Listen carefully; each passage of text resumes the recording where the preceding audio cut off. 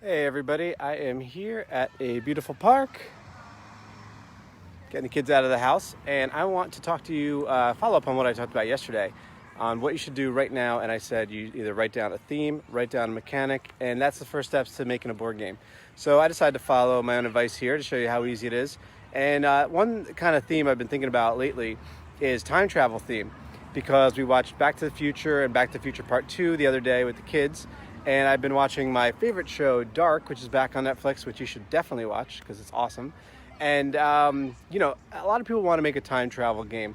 When I read a lot of the quotes and books about board game designers, a lot of them, they just wish they could come out with a time travel game, but it's really hard to come out with the mechanics. So what I was thinking is, how can the theme feed the mechanics? So I was watching Back to the Future 2, and this actually happens in Back to the Future 1 too. But if you remember, there's a part where Biff, old Biff, he comes back to the future in 2015, after he dropped off the almanac in 1955, I think it was. And so he starts having a heart attack. And they don't really explain what happens. But if you looked at the the deleted scenes and read the interviews, the director, he's sort of erasing himself from existence because that version of Biff disappears. And that sort of happened in Back to the Future 1 also, where Marty, he's on the stage playing guitar, and you see his hand starts to fade away, and he seems like he's having a heart attack. It's a similar kind of thing. And so when people online were debating why this would happen, why wouldn't he just instantly disappear the second he handed young Biff the almanac with the sporting records, why wouldn't it just instantly he vanishes because he no longer exists as we know him?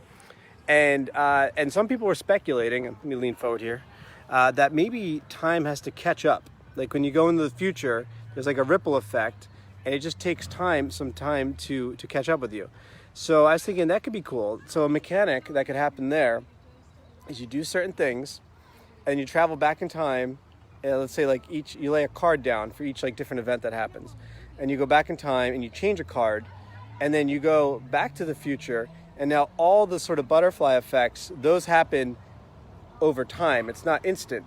And that could be a way where the time travel mechanic works. So you still have time to make changes or do things differently before time catches up with you.